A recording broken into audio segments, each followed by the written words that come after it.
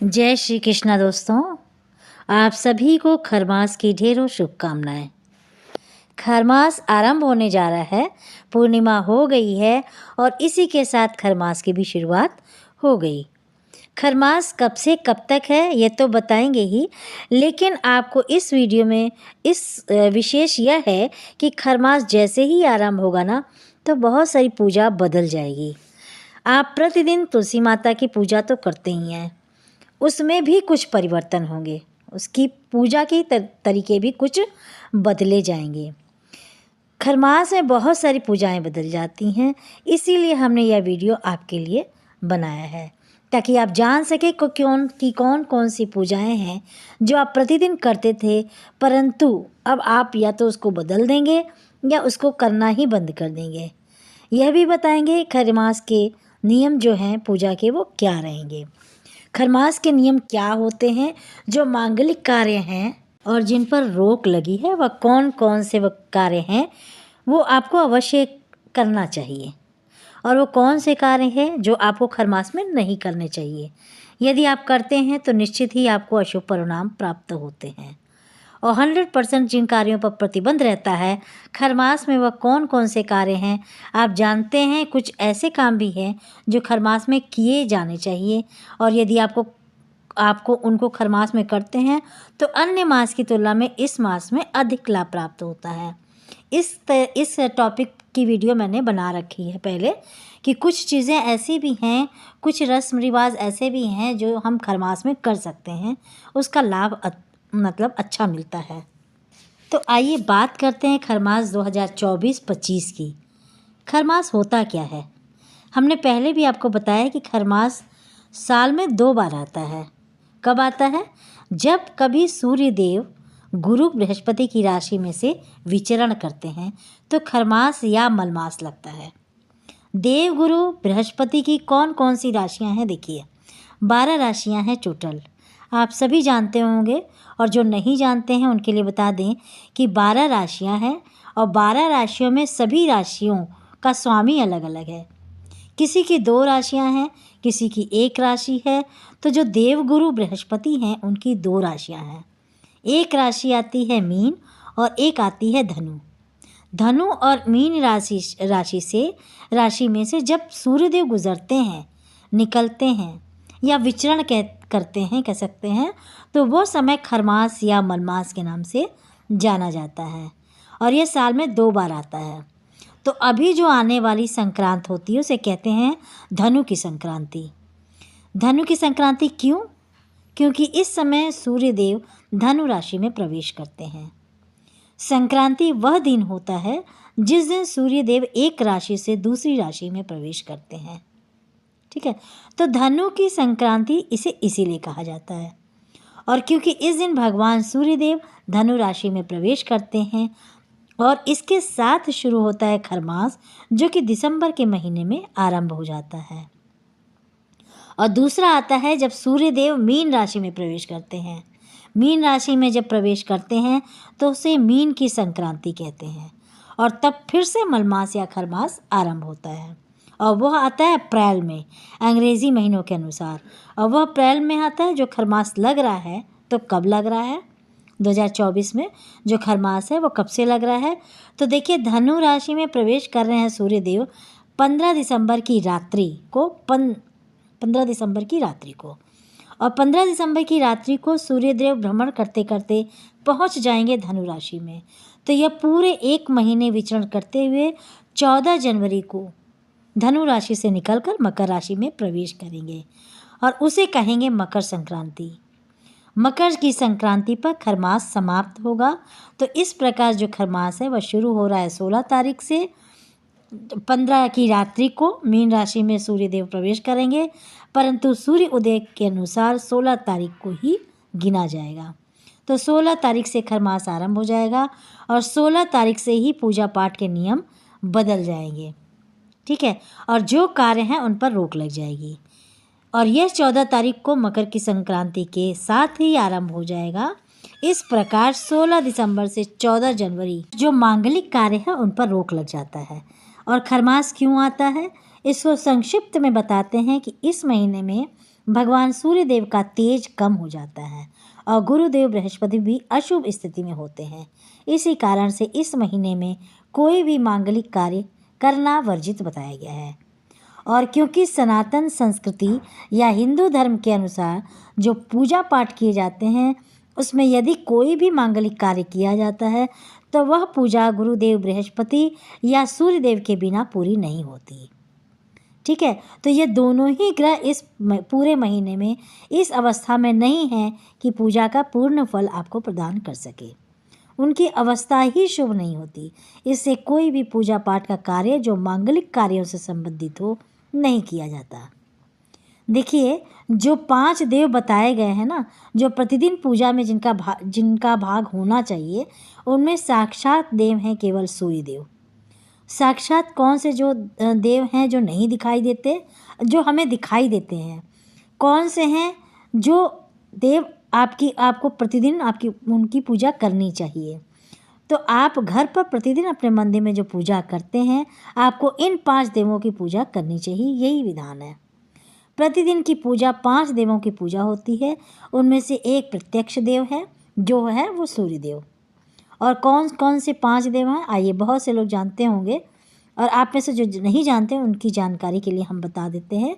भगवान विष्णु, भगवान शंकर, भगवान गणेश, माँ दुर्गा और सूर्य देव, यह 5 देव हैं। इनकी पूजा प्रतिदिन की जानी चाहिए। फिर से बताऊं कि भगवान विष्णु, भगवान शंकर, भगवान गणेश, माँ दुर्गा और सूर्यदेव, इन 5 देवों की पूजा प्रतिदिन की जानी चाहिए।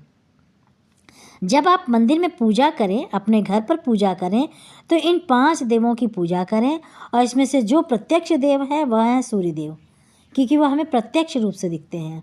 और जब खरमास लगता है तो प्रत्यक्ष देव जो हैं उनका तेज कम हो जाता है और उस अवस्था में ही नहीं होते कि कोई मांगलिक कार्य में आपको आशीर्वाद स्वरूप शुभ फल दे सकें।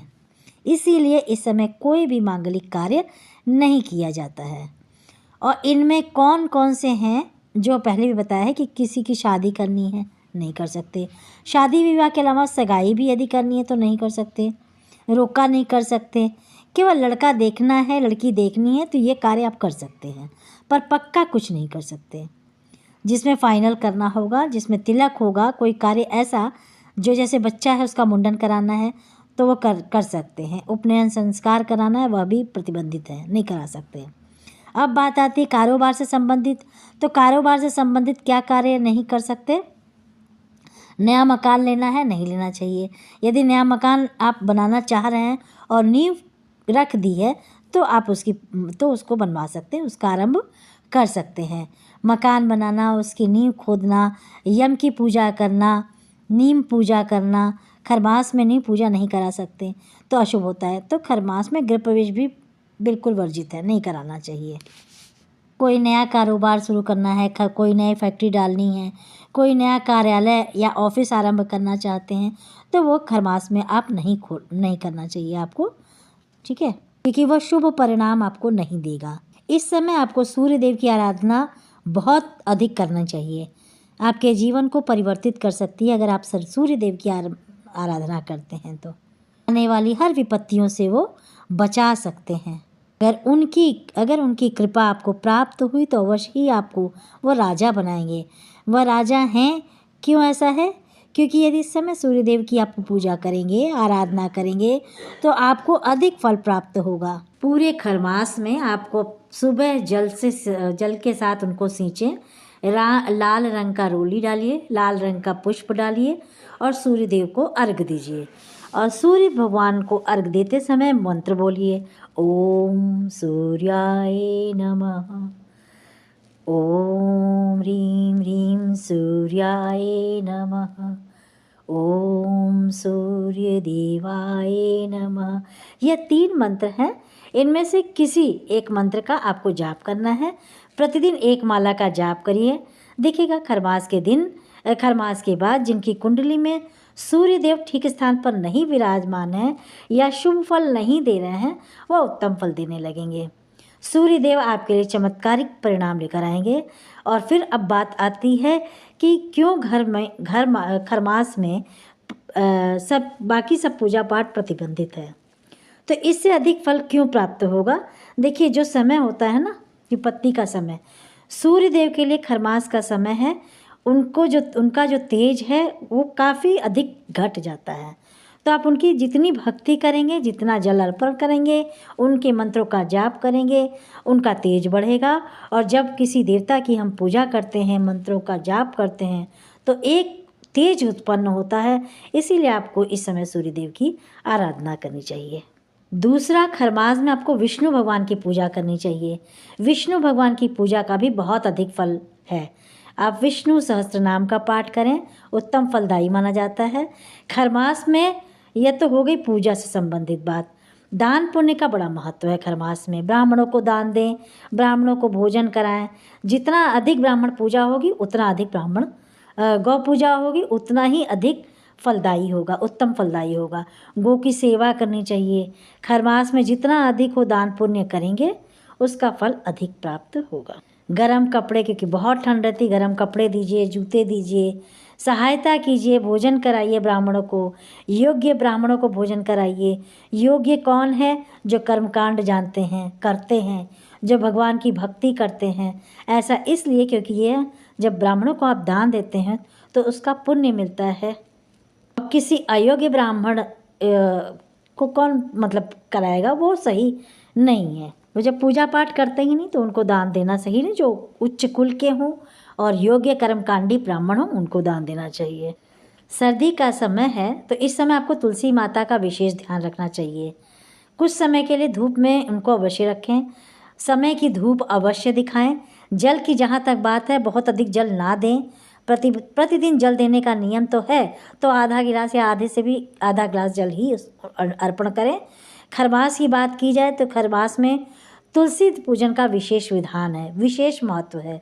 यदि आप खरमास में माता तुलसी को सींच रहे हैं, उनकी पूजा करते हैं, तो उत्तम फलदायी माना जाता है। माँ लक्ष्मी की कृपा आप पर सदा बनी रहेगी।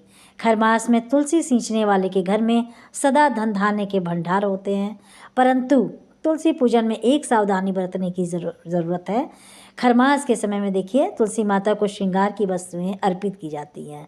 परंतु ये जो खरमास आरंभ हो रहा है, इस महीने में आपको माता तुलसी का श्रृंगार का सामान बिल्कुल भी अर्पित नहीं करना है, ठीक है। और खरमास में श्रृंगार का सामान अर्पण नहीं करना है। माँ तुलसी का विशेष ध्यान रखना है, यह अपराध तुल्य हो जाता है। कोई आवाहन पूजा ना करें खरमास में, ठीक है। नवग्रह आह्वान करते हैं, उसमें सूर्य देव, देवगुरु, बृहस्पति भी होते हैं। तो इस अवस्था में नहीं है कि उनका आह्वान किया जाए और उनकी वो पूजा ग्रहण नहीं कर सकते इस समय।